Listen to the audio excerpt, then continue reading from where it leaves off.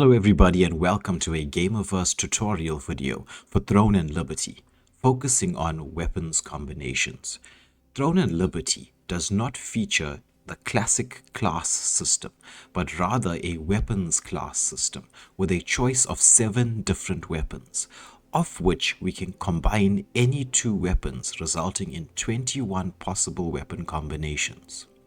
Let's begin by discussing each weapon's skills individually before we discuss their combinations.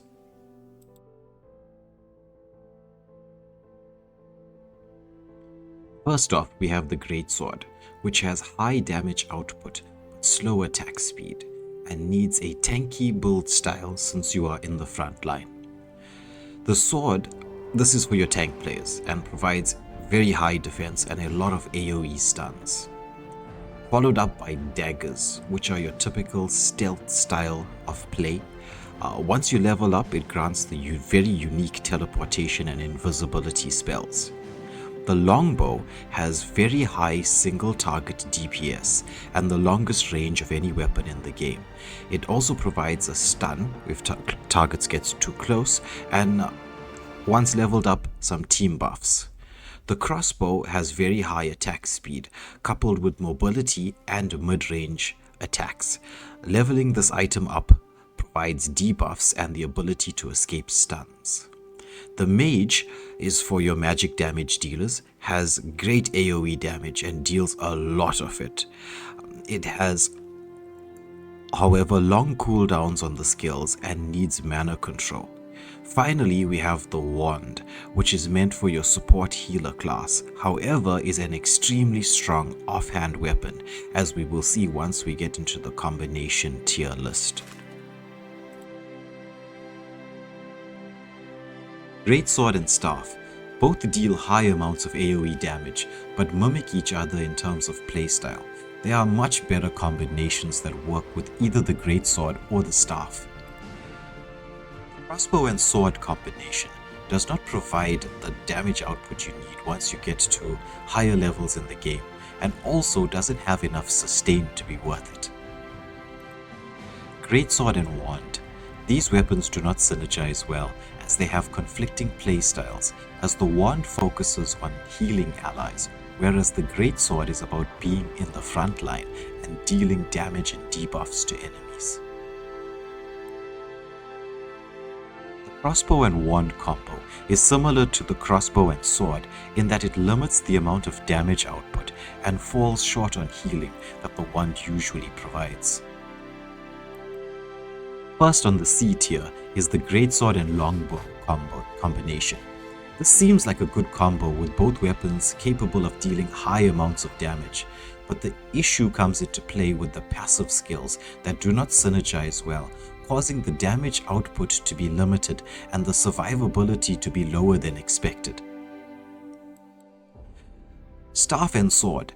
These weapons have conflicting playstyles, as the long-range AoE skills of the staff make it difficult to position to use your sword in a team fight. The longbow and sword suffers from similar issues as the staff and sword combination, with the confliction of playstyles. Now to the B tier. First up we have Sword and Dagger. The sword provides sustain and the dagger provides the damage that you need, but there are way better combinations for sustain and damage, as you will see later on in the list, which is why this is on the B tier. With the wand and daggers, we have sustain from the wand, damage from the daggers, but it feels a little bit underwhelming when it's compared to the sustain and damage output of other combinations. The staff and crossbow combines both AoE and single target damage, but it falls short in terms of mobility and sustain. The crossbow and longbow combination has excellent single target damage, with the bow providing a certain amount of sustain later on, but it lacks completely in AoE damage, which is what you need to deal with the swarms of enemies that you'll get in PvE dungeons. And now to the A tier list. First up we have the Greatsword and Daggers.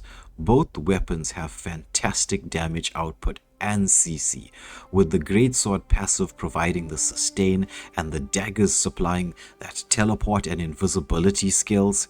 It's only the lack of range that causes an issue here. Single target and AoE damage. The passives of both skills combine extremely well to give excellent cooldown reduction and regeneration. This combination is great for PvE, but lacks the survivability needed in PvP battles. The longbow and daggers have extremely high single target damage and mobility. It just lacks a bit in AoE damage. Staff and daggers provides both single target and AoE damage, but here it's lacking in sustain. Crossbow and dagger have amazing single target damage. In fact, it's the highest single target damage in the entire game. It provides mobility and escape mechanisms, but it does lack in AoE. Finally, onto the S tier list with the broken combinations. First up, we have the longbow and wand. Skills synergize well with damage, sustain, and support for yourself and teammates. It has the ability to heal your team back to full health during the course of a team fight, which is an amazing feat. The sword and greatsword is the perfect tank setup. It combines strong CC and survivability, plus the AoE damage that's supplied by the greatsword. This makes it a must for the all-important tank role in the game. The wand and sword is the ultimate self-sustaining build. With the added-on benefit of healing your allies as well, you can tank and sustain through so much of damage here. And finally, we come to the staff and wand combination. This is a self-sustaining, damage-dealing build with great AoE damage from the staff, and the exceptional heals from the wand make this a top-tier combination.